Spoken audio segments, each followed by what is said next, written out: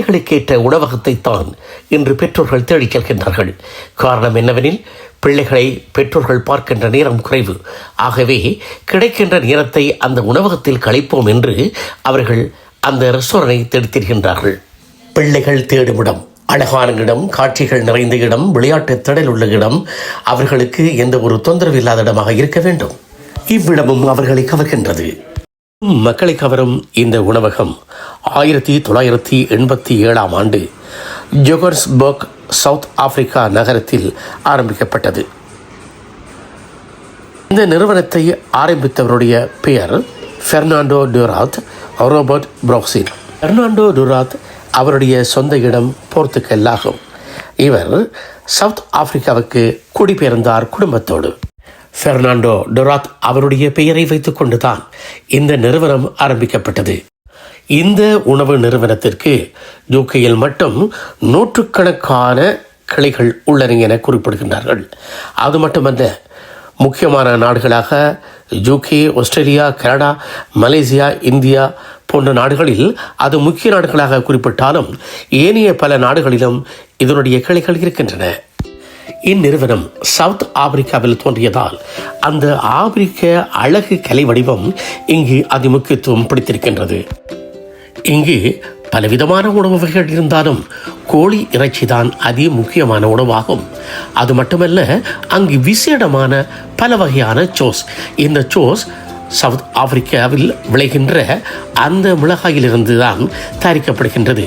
அங்கும் பலவிதமான மிளகாய்கள், அந்த மிளகாயில் ஒவ்வொரு வகையான சுவையொட்டிகள் உண்டு.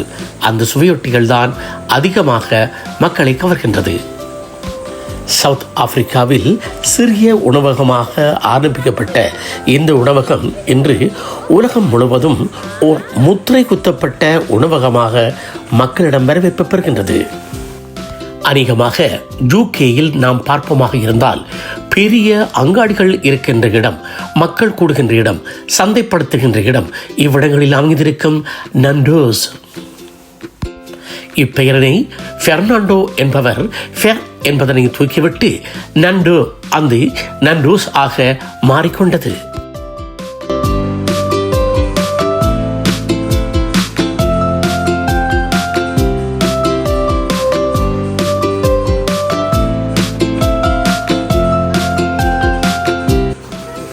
இந்த உணவு நிறுவனம் பன்னாட்டவர்களை கவர்ந்தாலும் கூட ஆசிய நாட்டவர்கள், குறிப்பாக தமிழர்களையும் கவர்ந்திருக்கின்றது.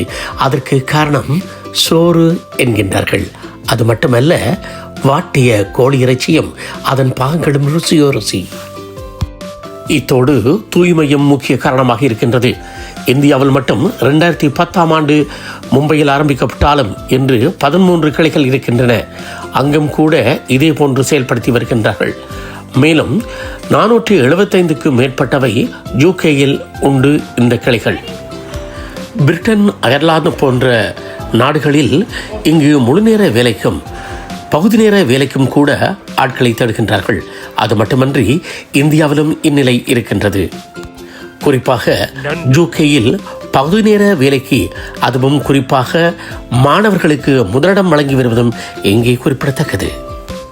சவுத் ஆப்பிரிக்காவில் முதலில் ஆரம்பிக்கப்பட்டாலும் 1992 தான் யூகேயில் ஆரம்பிக்கப்பட்டது இந்நிறுவனமான நண்டோஸ்.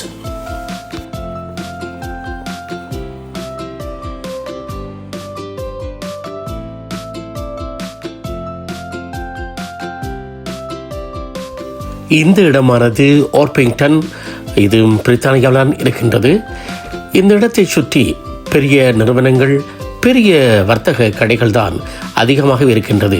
எப்படியான இடத்தில் தான் நண்டோஸ் நல்ல இடமாக தேர்வு செய்து கொண்டார்கள். சவுத் ஆப்பிரிக்காவில் 1987 ஆரம்பிக்கப்பட்டாலும் இன்று சவுத் ஆப்பிரிக்காவில் எத்தனை நண்டோஸ் இருக்கின்றன என்று பார்த்தால் 300க்கும் மேலதிகமான கிளைகள் சவுத் ஆப்பிரிக்காவில் நண்டோஸ் நிறுவி இருக்கின்றார்கள் என்பதும் இங்கே முக்கியமானது ஒன்று.